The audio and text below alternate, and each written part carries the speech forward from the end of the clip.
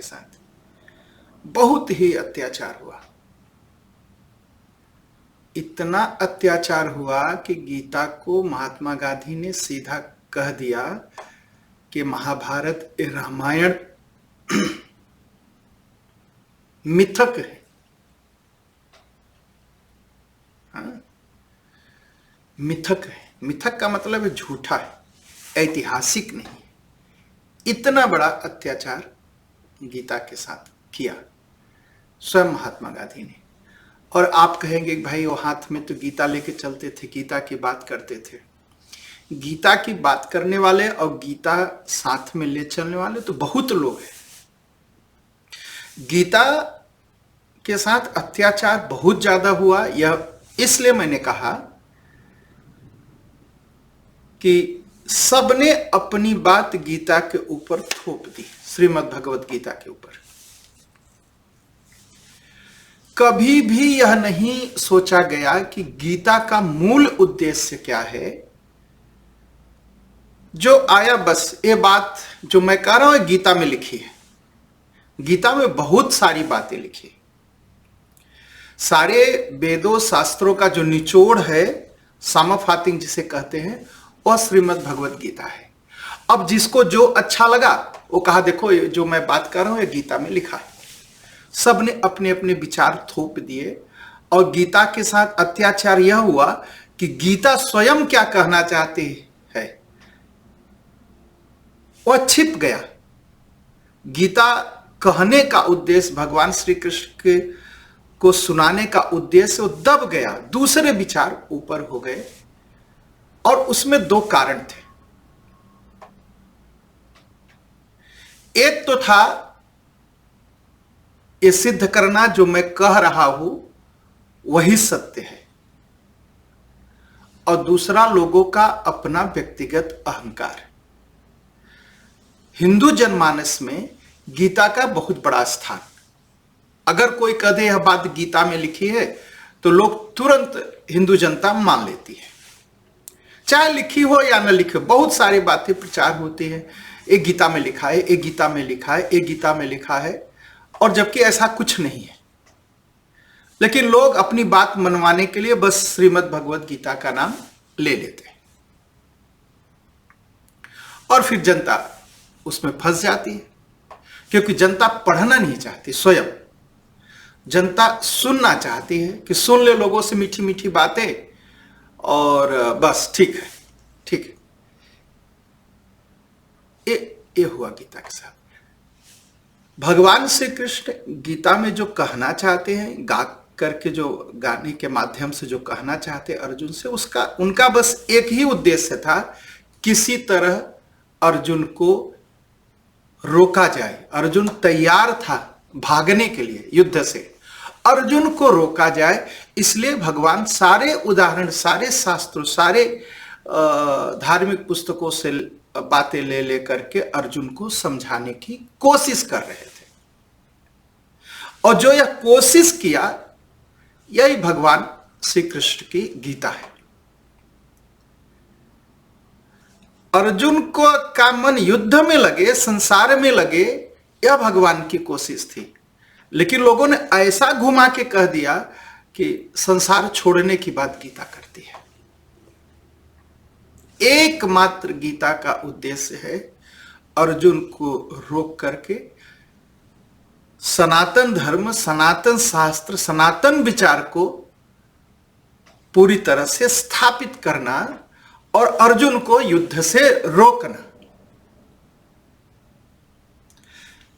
गीता अहिंसा का शास्त्र नहीं है, गीता संन्यास का भी शास्त्र नहीं है, गीता भक्ति का शास्त्र नहीं है। गीता इन सब की बातें करते हुए भी गीता शक्ति का शास्त्र है, जो भागना नहीं सिखाती, जो जीना सिखाती है, जो संघर्ष करना सिखाती है, अपनी जिम्मेदारियों को उठाना सिखाती है। इसका नाम है गीता। गीता सीधे सीधे शक्ति शास्त्र है, शक्ति शास्त्र है। गांधी जी को मारकाट पसंद नहीं थी, झगड़ा लड़ाई पसंद नहीं थी, डरते थे। अहिंसा की बात करते थे, और उनकी इस अहिंसा ने लाखों हिंदुओं का बलि चढ़ा दिया। लाखों हिंदू मारे गए। अगर वो खड़े हो गए, नहीं मैं संघर्ष के लिए खड़ा हूं, तो लाखों हिंदू न मारे जाते। और कितने दिन के अंदर? मात्र 15-20 दिन के अंदर लाखों हिंदू मारे गए, और आज तक मारे जा रहे हैं। तो उनकी अहिंसा ने इतनी बड़ी हिंसा करा दी। अहिंसा का मतलब नहीं है कि आप कायर हो। अहिंसा का मतलब है हम इतने मजबूत बनेंगे, हम इतने शक्तिशाली बनेंगे कि किसी की हिम्मत नहीं पड़ेगी हमारे सामने हिंसा करने की। कमजोर अहिंसक नहीं होता, हिंसा का शिकार होता है। और मजबूत व्यक्ति अपनी रक्षा करता है, चार और की रक्षा करता है, वही अहिंसक हो सकता है। तो गीता, श्रीमद् भगवत गीता शक्ति शास्त्र है। पावर, शक्ति, एनर्जी, इसका शास्त्र है। संघर्ष करना सिखाती है।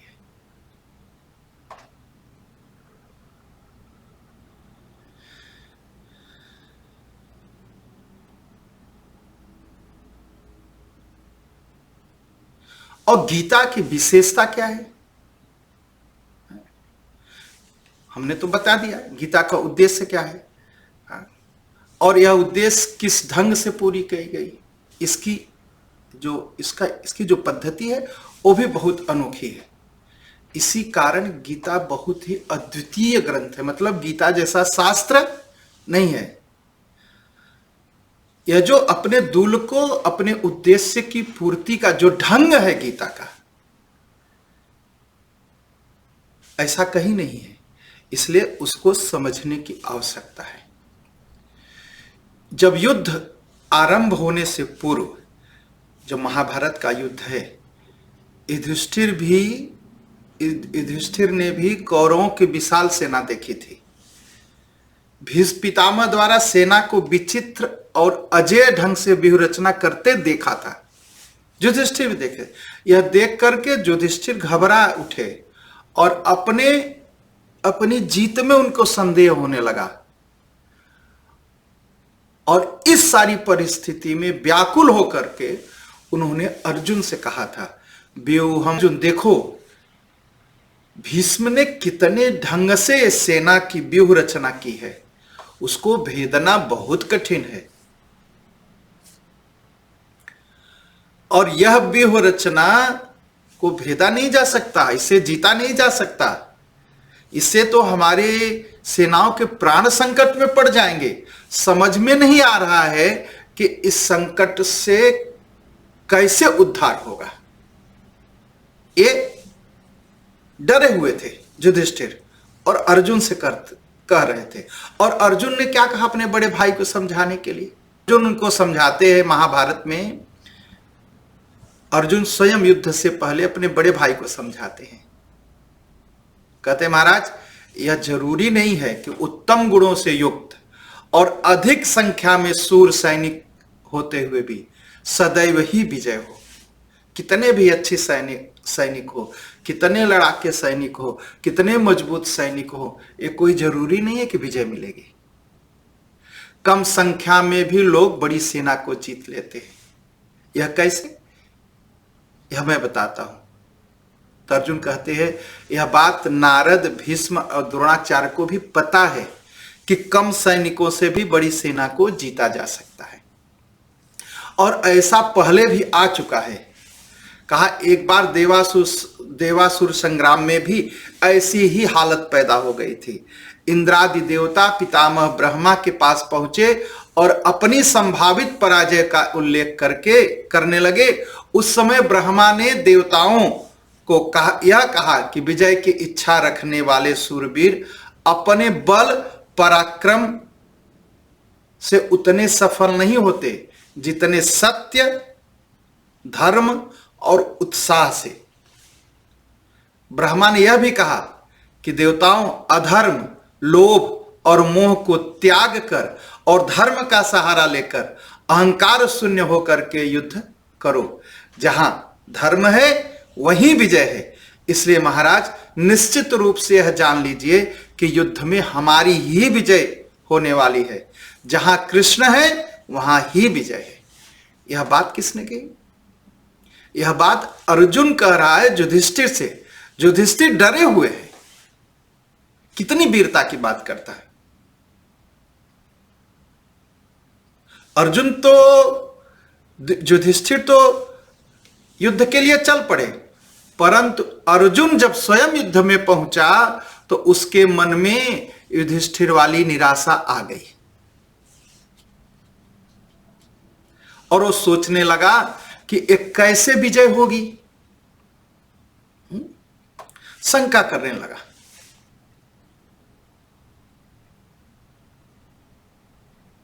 और उसके मन में यह बात आ गई, युद्ध करना क्या जरूरी है? क्या जरूरत है युद्ध करने की?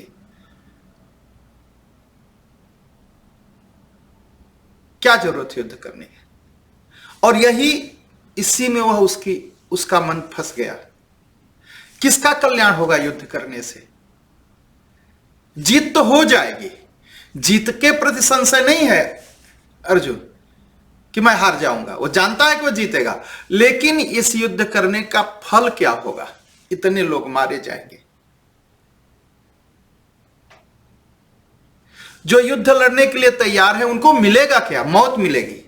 और जो जीत जाएंगे वो खून में सना हुआ अन्न खाएंगे। यह अर्जुन की समस्या थी। और यही समस्या कैसी थी? जैसे गांधी जी अपने जीवन भर अपने सामने देखते रहे। एकदम अर्जुन की हालत और गांधी जी की हालत एक जैसी थी। युद्ध से क्या मिलेगा?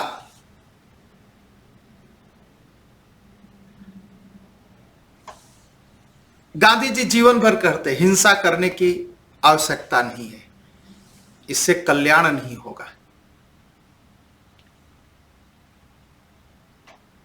और जब आप पढ़िए सारी पुस्तकें, जब महात्मा गांधी ये सब कहते थे तो लोग समझते थे कि चलो अंग्रेज मजबूत हैं, हम कमजोर हैं, गांधी जी इसलिए अहिंसा की बात कर रहे हैं, विवशता के कारण कर रहे हैं, और कोई उपाय नहीं, अंग्रेजों से हम नहीं लड़ पाएंगे। एक कमजोरी थी गांधी जी की, और गांधी जी के मन में था और जनता के मन में भी यह बात बैठा दिए थे। और इसलिए कहते थे हिंसा पतन का मार्ग है।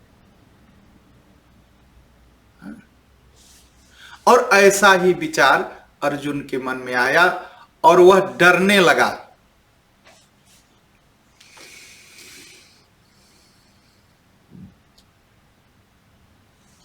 अर्जुन जब दोनों सेनाओं के बीच में खड़ा हुआ, पिता, भाई, पितामह, आचार्य, मामा, भाई, बंधु, ससुर, सुहृदय सबको देखा तो उसका हृदय करुणा से भर गया।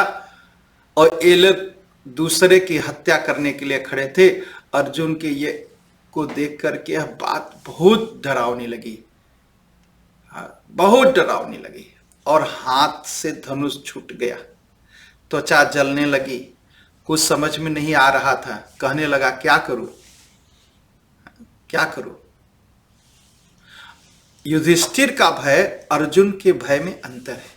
युधिष्ठिर डर रहे थे कि मैं हारूंगा, और अर्जुन डर रहा था लड़ने के बाद जीत जाऊंगा तो फायदा क्या होगा। एक बात ध्यान रखिए, श्रीमद् भगवत गीता अहिंसा, सत्य, न्याय और धर्म और सज्जनता, इसके लिए खड़े होने के लिए, इसके लिए लड़ने की प्रेरणा देती है। और यही इस ग्रंथ का मूल उद्देश्य है। अहिंसा का मतलब नहीं, अहिंसा का मतलब ये नहीं गीता सिखाती कि कोई हथियार लेके आ रहा है मारने तो अब भाग जाओ, नहीं, दुगनी ताकत से उसका जवाब दो। सत्य के लिए खड़े रहो, सज्जनों के लिए खड़े रहो, न्याय के लिए खड़े रहो, सहो मत, लड़ो।